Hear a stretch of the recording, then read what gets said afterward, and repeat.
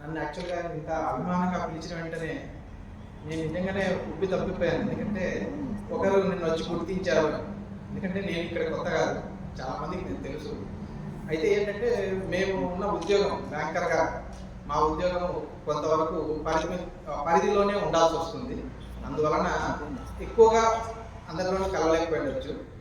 కానీ ఇక్కడ ఉన్న వాళ్ళ చాలామంది నాకు ముఖపరిచయం.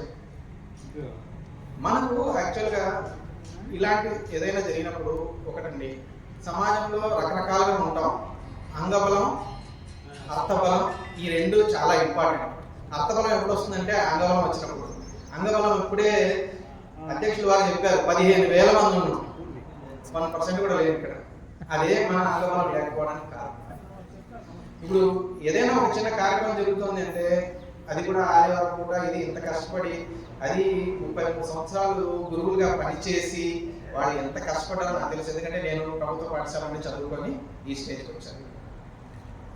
ప్రభుత్వ పాఠశాలలో చదివినప్పుడు నిజంగానే మాకు గురువుల వల్ల చాలా చాలా అభిమానం ఉండేది. అభిమానం, ప్రేమ. ఎందుకంటే ఈవెన్ ఇప్పుడు ప్రైవేట్ కాలేజీలో ఎలా చెప్తున్నాను నాకు తెలియదు, నా పిల్లలు ప్రైవేట్ కాలేజ్ చదువుకుంటున్నారు, కానీ ప్రభుత్వ పాఠశాలలో వాళ్ళు ఎంత కష్టపడి చెప్పారనేది నాకు స్వయంగా తెలుసు. కాబట్టి వాళ్ళకి సన్మానం అంటే అది మనం నా గురువు కూడా సన్మానం చేయడం. కాబట్టి మన టైం ఏదైనా ఉండొచ్చు. ఒకసారి మనకి చదువు చెప్పిన గురువు రిటైర్డ్ అయినప్పుడు నేను వెళ్ళలేకపోయాను, కానీ ఈ రోజు ఒక ప్రభుత్వ పాఠశాలలో ఇంత కష్టపడి నాలాంటి వాళ్ళకి ఎంతమందిని తీర్చిదిద్దిన 2 గురువులు, అది మనవాళ్ళు రిటైర్ అయినప్పుడు వాళ్ళని సన్మానించాలి అంటే రాకపోవడం అంటే అది నిజంగానే, అది కూడా సాటి గురువులు కూడా రాలేదు అంటే నిజంగానే కొద్దిగా బాధాకరం. ఎందుకంటే ఆ ఉద్వేగానికి దానికి ఒక అర్థం ఉంది. మనల్ని మనం తెచ్చుకొని మనల్ని మనం భుజం తట్టుకోకపోతే ఇంకా మనకెందుకు?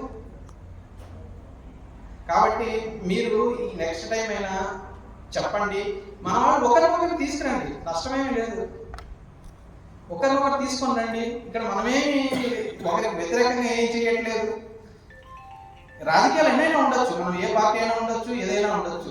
ఇక్కడ ఒక 2 గురువుల సన్మానమో లేదంటే మన వాళ్ళలో బాగా మంచి పని చేసిన సామాజికంగా ఉపయోగపడే వాళ్ళకి సన్మానం చేయడంలో తప్పులేదు. మన వాళ్ళని మనం మెచ్చుకోకపోతే ఇంకెవరు మెచ్చుకుంటారు? కాబట్టి మనం అక్కడ వచ్చిన వాళ్ళందరూ మనకు ఒక్కొక్కరికి 100 మంది పరిచయం ఉంటారు. మనలో చాలా మంది భయపడుతూ ఉంటారు, కొంతమంది ఎందుకులే అని ఉంటారు. వాళ్ళందరినీ ఒక చోటికి చేర్చామనుకోండి, అర్థబలం ఆటోమేటిక్గా వస్తుంది. ఇది 8 ఏళ్ళ నుంచి ఎందుకు ఉంది అంటే మనం సంఘటితంగా లేకపోవడం. ఎందుకంటే 15,000 మంది రోజుకు ₹1 ఇచ్చినా ఈ పాటికి అయిపోయింది సార్. 10 రూపాయలు టీ ఎంత అవుతాం మనం? ఒక టీ తాగలేదనుకున్నా కూడా అయిపోతుంది. ఒక్కరిని మనం 50 ఇవ్వండి, ₹1,00,000 అని అవసరం లేదు సార్, నిజంగానే అవసరం లేదు. అందరం తలుచుకుంటే ఇంత కష్టపడాల్సిన పనే లేదు. నిజంగానే మొత్తం చుట్టుపక్కల మొత్తం 15,000 మంది ఉన్నామా? మరి ఉన్నప్పుడు అందరం ఒకసారి కలిస్తే ఏమవుతుంది? మీరు వాళ్ళని రూపాయలు అడగక్కర్లే, వాళ్ళు ఇక్కడికి వస్తే అందరికి అరే మన ఏదో రెడీ అవుతుంది, సరే మనం ఏదో చేద్దాం, మనం అడగక్కర్లేదు సార్, ఆటోమేటిక్గా వాళ్ళకి తీసుకురండి చాలు పని. రిటైర్మెంట్ ఫంక్షన్ గతంలోనే రిటైర్మెంట్ ఫంక్షన్ టౌన్లో జరిగింది ఒకటి. ఏదో సోషల్ మీడియాలో మనము అగ్రహారంలో చూస్తున్నాం. ఆ 2 గ్రామాల గురించి వాళ్ళు పనిచేసినటువంటి పద్ధతుల గురించి, ఉపాధ్యాయుల యొక్క బాధ్యత గురించి ఇదివరకే మాట్లాడినటువంటి పెద్దలందరూ కూడా మీ దృష్టికి తీసుకొచ్చారు. ఈ సమాజ మార్పులో ఎక్కువ శాతం కాంట్రిబ్యూషన్ ఉన్నటువంటి వర్గం ఏదైనా ఉందంటే టీచర్లు, అదేవిధంగా లాయర్లు. వీరిద్దరు కూడా ఒక మేధో సంపత్తికి సంబంధించినటువంటి వర్గం. ఈ భారతదేశానికి స్వాతంత్రం నుంచి అనాది నుంచి ఈ రోజు వరకు వారి కాంట్రిబ్యూషన్ ప్రత్యక్షంగా పరోక్షంగా కనబడుతూనే ఉంది. పరోక్షంగా ఎందుకు చెప్తామంటే వాళ్ళు డైరెక్ట్గా రోడ్డుపైకి వచ్చి చేయకపోవచ్చు. అట్లా చేసేటువంటి వాళ్ళని అనేక మందిని వివిధ రంగాల్లో నిష్ణాయకులైనటువంటి మరి మన సమాజంలో తయారు చేసేటువంటి ఒక వర్గాన్ని నేర్చుకున్నటువంటి వారు ఉపాధ్యాయుల వృత్తి.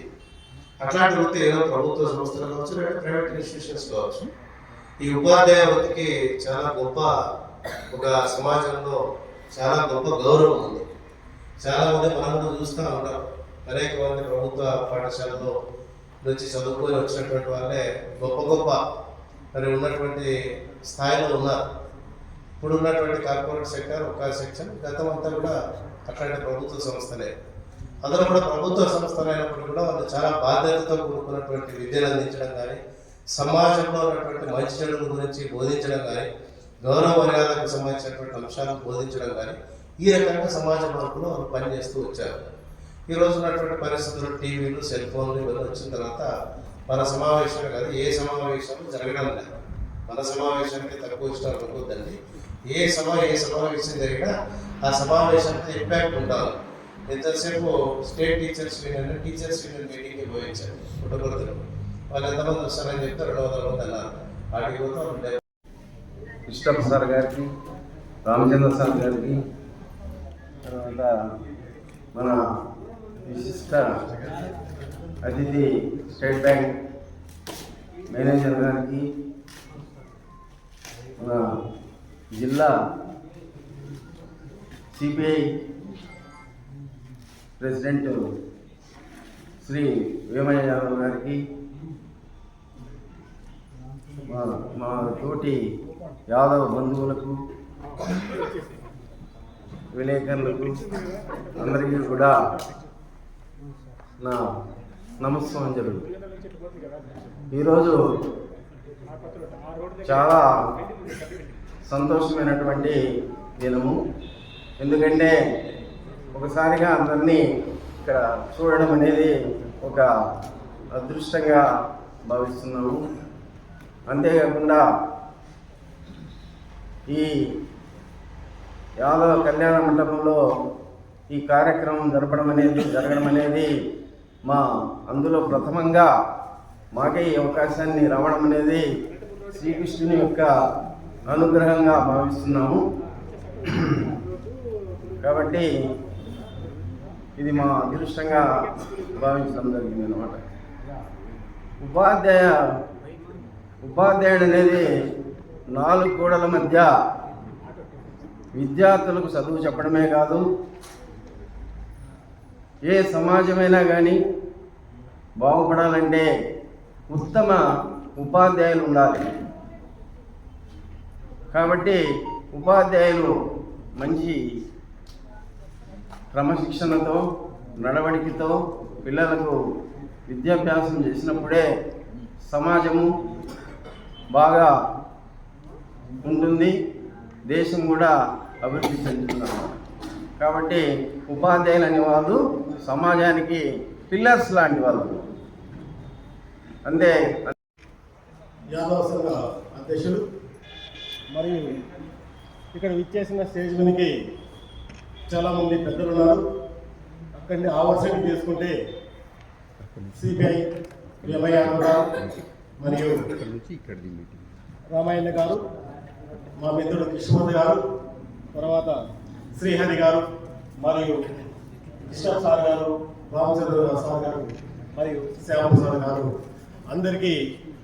అందరూ మరియు ఇక్కడ విచ్చేసిన ఉపాధ్యాయులు, మిత్రులు, శ్రేయోభిలాషులు, వివిధ ప్రాంతాల నుండి వచ్చిన వారందరికీ పేరు పేరున నా యొక్క నమస్కారాలు తెలియజేస్తున్నాం.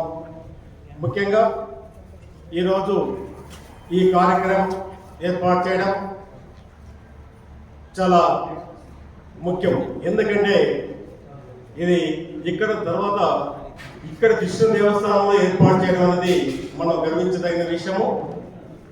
తర్వాత ముఖ్యంగా సూర్యనారాయణ సార్ కానీ శ్యామప్రసాద్ గారు వీళ్ళిద్దరూ ముఖ్యంగా ఇక్కడే జరపాలని ఈ కార్యక్రమాన్ని ఇక్కడ ఏర్పాటు చేయడం వారికి ప్రత్యేకంగా ధన్యవాదాలు తెలియజేస్తున్నాం. ముఖ్యంగా ఉపాధ్యాయ వృత్తి మా వృత్తి దాదాపు 35 సంవత్సరములు పనిచేసి జూన్లో రిటైర్డ్ కావడం జరిగింది. ఉపాధ్యాయ వృత్తి అనేది చాలా పవిత్రమైనది. అన్ని వృత్తుల కన్నా మహా గొప్ప వృత్తి అదండి ఉపాధ్యాయ వృత్తి. Teaching is the best profession of among all professions. అంటే ఏమంటే అన్ని వృత్తుల వారికి అన్ని ప్రొఫెషన్స్ కూడా ఉపాధ్యాయ వృత్తి అంటే వెళ్ళాలి, ఉపాధ్యాయుని దగ్గర చదువుకొని వెళ్ళాలి. ఉపాధ్యాయుడు తన కర్తవ్యాన్ని, తన విద్యుత్ నిర్వహణని ఖచ్చితంగా నిర్వహిస్తే సమాజంలో చాలా మార్పులు వస్తాయి. మంచి పౌరులుగా తీర్చిదిద్దాం, సమాజంలో వెలుగును నింపుతాం, సమాజాన్ని ముందుకు నడుపుతాం. సమాజం బాగుపడాలన్నా, దేశం బాగుపడాలన్నా, రాష్ట్రం బాగుపడాలన్నా వ్యవస్థలన్నీ బలోపేతం కావాలంటే ఒక ఉపాధ్యాయుడు అనుకుంటే వ్యవస్థలంతా మార్చగలరు. అబ్దుల్ కలాం చెప్తాడు, ఈ ప్రపంచంలో ఎన్ని వందల వృత్తులున్నా ఆ వృత్తులన్నీ తయారు చేసే వ్యక్తి ఉపాధ్యాయుడు. అందుకే ఆ ఉపాధ్యాయుడు అంటే నాకు చాలా గౌరవం, చాలా ఇష్టమని ఏపీజే అబ్దుల్ కలాం చెప్తాడు. కాబట్టి ఉపాధ్యాయ వృత్తి చాలా మహోన్నతమైనది. ఇంకోటి చెప్తారేమంటే సర్వేపల్లి రాధాకృష్ణ చెప్తాడు, ఏమి 1 book, 1 pen, 1 child and 1 teacher can change the world. ఉపాధ్యాయుడు అనుకుంటే ప్రపంచాన్ని మార్చగల శక్తి ఉంది ఉపాధ్యాయుడు. ఇంకోసారి అన్నాడు, ఎవరు రష్యన్ అధ్యక్షుడు పుతిన్ అధ్యక్షుడు అన్నాడు మన కరోనాలో ఏమన్నాడంటే, ఎవరు వ్యాక్సిన్ ఇచ్చారంటే అక్కడ ఫస్ట్ ఉపాధ్యాయులకు ఇచ్చారు. ఎందుకు ఉపాధ్యాయులకు ఇచ్చారంటే ఉపాధ్యాయుల యొక్క సంపద వెల కట్టలేదు కాబట్టి ఉపాధ్యాయులకు పసి ఇవ్వాలని పుతిన్ రష్యన్ ఉద్దేశించారు. కాబట్టి ఈలాంటి వృత్తి చాలా మహోన్నతమైనది. ఈలాంటి వృత్తి మనకు వధించడము చాలా గర్వించదగినది.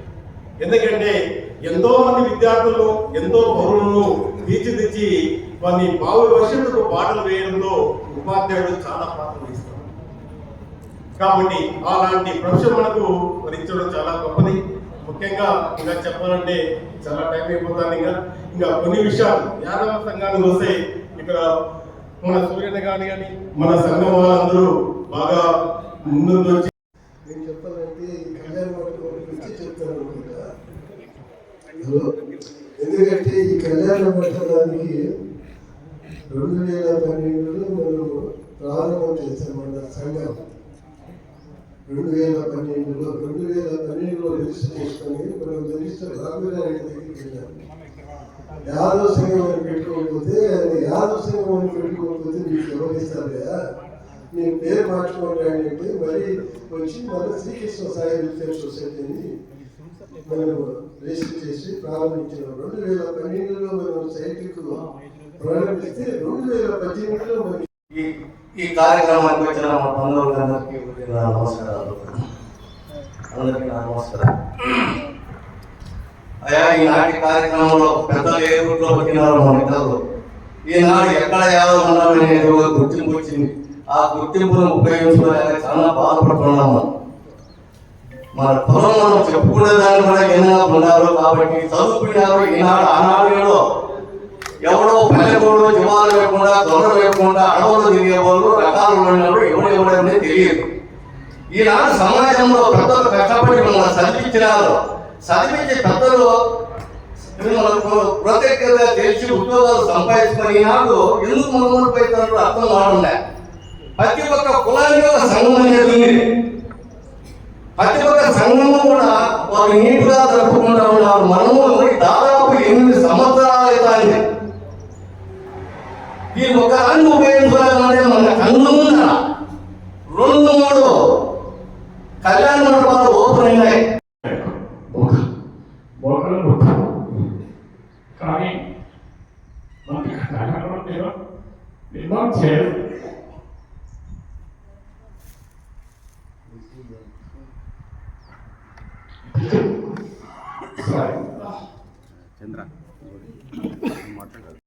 ఉపాధ్యాయులు కానీ ఉపాధ్యాయులు అన్నటువంటి మాటకి ఇప్పుడు అర్థంలాగానే వచ్చినాం.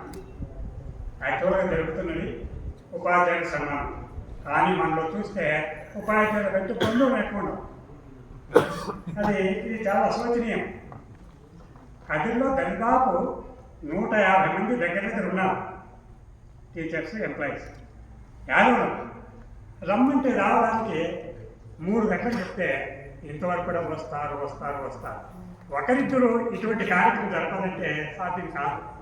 అందరం కలిసి ఉండాలి. ఉండాలంటే ఒక ఆయన ఎక్కడ పోతారా, వస్తా పని లేని వరకు మనిషి మీద ప్రతి ఒక్కరికి పనినే ఉంటుంది. కానీ ఆ పని కాదు ముఖ్య విద్యాలయం పెట్టుకున్నప్పుడు దీనికి మనం అందరం సహకరించాలి. ఇది కొంచెం అసంతృప్తే.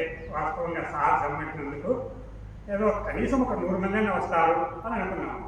లేదు సరే జరిగింది. ఇంకెప్పుడైనా కానీ ఏదైనా ఉంటే మనంతకు మనమే ఉత్సాహంగా రావాలి. వచ్చి ఏదైనా జరిగితే యాదవులము మేము ఉన్నాం, ఇంతమంది ఉన్నాం. గుంపు కనపడితే కదా దేనికైనా కూడా గుంపు కనపడకండి ఇంట్రెస్ట్ ఉండదు. పిల్లలు చదువు చెప్పేటప్పుడు కూడా 3, 4 క్లాసులు ఉంటే ఏం చెప్తావు అంటుంది. 100 మంది ఉంటే ఇంకా ఇంట్రెస్ట్గా చెప్పాలనిపిస్తుంది. సభను చూస్తే ఎవరికైనా కూడా ఆనందం ఉంటుంది. సరే అదేమో జరిగిపోయింది. ప్రస్తుతానికి మన జయరాజు గారు, కృష్ణమూర్తి గారు రిటైర్ అయిన సందర్భంగా ఇక్కడ మన కళ్యాణ మండపంలో జరుపుకోవాలని వృత్త నిక్షేమం నేను ఫస్ట్ చెప్పింది. మా అక్క చెప్పింది, సూర్యనారాయణ మా భార్య, ఎందుకు మీరు అక్కడ జరుపుకుంటారు, మన ఉంది కదా, మన ఇంట్లో మనం జరుపుకోకుండా ఎందుకు అక్కడ జరుపుకుంటాను అంటే అప్పుడే వెంటనే చెప్పిన, లేదు మనం వీడు జరుపుకోవాలా, వీడు ఎట్లా అయిపోయిందంటే నేను వస్తాను పండి అని అందరం వచ్చినాం. 10 మందికి వచ్చినాం. వచ్చేసి ఏడంటే రండి బ్రహ్మాండం ఉంది జరుపుకోవడానికి అని సరే ఓకే ఇక్కడ చేస్తాం అనుకున్నాం. ఇది జరుపుకుంటున్నది చాలా శుభ పరిణామం. ఏదైనా కానీ చిన్న ఫంక్షన్, మన యాదవ ఫంక్షన్ ఏదైనా కూడా మనం ఇక్కడ వస్తే ఓ మాది ఇది మంది మనం చేస్తున్నారు, మనం ఏదో చేస్తున్నారు అనుకుంటూ ఒకటి ఉంటుంది. కాబట్టి ఏ ఫంక్షన్ జరిగినా కూడా ఇక్కడ జరుపుకోవడం చాలా ఉత్తమం. నెక్స్ట్ ఉపాధ్యాయ వృత్తిలో 30 సంవత్సరాలు, దాదాపు 30 సంవత్సరాలు ఉద్యోగాలు చేసి రిటైర్ అయినటువంటి గురువులకు మనం కనపడం జనరల్గా విద్యార్థులు కనపడతారు, చదువుకుంటారు మన దగ్గర. వాళ్ళు దావలో కనపడి సార్ నమస్తే అంటే మా పిల్లలు వాస్తవంగా నా పిల్లలు నాకు గుర్తుకు రాదు, వాళ్ళు గుర్తుకొస్తారు. యాక్చువల్గా అర్థం ఉంటుంది. టీచర్గా అన్నటువంటి ఎవరికైనా కూడా మన పిల్లల కంటే అంటే మన ఎదురు కాదు. దావలో ఎక్కడ పోతుంటాం, పోయేటప్పుడు వాళ్ళకి సార్ నమస్తే అంటారు. నమస్తే అంటే అది ఏందో మనం కోట్లు సంపాదించినట్టు. ఆ గౌరవాన్ని ఒక ఉపాధ్యాయ వృత్తికే ఉంది, మిగతా దేనికి లేదు. ఎక్కడైనా కానీ రెవెన్యూ కానీ పోలీసు కానీ ఎవరైనా కానీ వాళ్ళు పని చేసినప్పుడు మాత్రమే మనకు అవసరం మాత్రం పోయి నమస్తే సార్ అంటాడు. వాటిలో పని చేసిన తర్వాత వచ్చిన తర్వాత ఆ డబ్బు తీసుకుని పని చేసే తెలియదు కానీ అన్నట్టు ఉంటుంది. కానీ ఉపాధ్యాయ వృత్తి అన్నటువంటిది భగవంతుడు ఇచ్చినటువంటి పెద్ద వరం. మన పిల్లలు కూడా మనం ఏ విధంగా అయితే కష్టపడి చదువు చెప్పింటామో మన బిడ్డలు కూడా దేవుడు ఆ విధంగానే చూస్తాడు. అందులో అనుమానమే లేదు. మా గురువులు ఒక 4-5 ఉన్నారు. అందులో 2 సరిగ్గా చెప్పనోళ్ళు, 3 చాలా కష్టపడి చెప్పేవాళ్ళు. ఈ 3 చెప్పేవాళ్ళ బిడ్డలు చాలా బాగున్నారు. ఈ చెప్పినటువంటి పిల్లలు ఇప్పుడు చూస్తున్నాం, వాళ్ళ అగసాటి చూస్తున్నాం. వాళ్ళ 70 వాళ్ళు పెన్షన్ వస్తుంది. ఆ పెన్షన్ కోసం వచ్చి కొట్టాలు తీసుకొని పోతాడు. అట్లుంది పరిస్థితి. కాబట్టి ఏదైనా కానీ మనకు దేవుడు ఇచ్చినటువంటి చెప్పేసి మనపడుతూ ఉన్న సందర్భంలో పూర్తిగా జిల్లా వరకు వచ్చినప్పుడు కూడా మన ఏదో ఒక రూపంలో ఆ శ్రీకృష్ణ స్థాయి సొసైటీ అకౌంట్కు ఎవరో ఎక్కడి నుంచి ఒక వచ్చి మనకు సహాయం చేస్తూ ఉన్నారు. దానివల్ల ఇలా దాదాపు 45 lakhs పైన అక్కడ మనం ఇన్వెస్ట్ చేయగలం. ఈ పెద్ద బిల్డింగ్ మనం నిర్మించుకోగలిగాం. ఇంకా పని ఉంది. ఈ పని కూడా సకాలంలో అతి త్వరలో పూర్తి చేసుకుంటే మన కార్యక్రమ పరిధిలో ఉన్నటువంటి మన యాభై కులంలో పుట్టినటువంటి ప్రతి ఒక్కరు కూడా తలెత్తుకునే సమాజంలో తిరిగే పరిస్థితి వస్తుంది. భవిష్యత్తులో కూడా చరిత్రలో ఈ కదిరి డివిజన్ పరిధిలో ఉన్నటువంటి ప్రతి ఒక్క యాదవులు వారి యొక్క త్యాగ ఫలితము భవిష్యత్తుకు ఉపయోగపడుతుంది. ఇక్కడ ఇంకా చాలా ఉన్నాయి చెప్పేవి. ఈ కార్యక్రమం పూర్తిగా సంపూర్ణంగా అయిన తర్వాత ఆ విషయాలన్నీ షేర్ చేసుకుంటాం. ఆ సమయం ఇంకా ఉంది. కానీ ప్రస్తుతము నాకైతే ఇంకా చెప్పాలని ఉంది.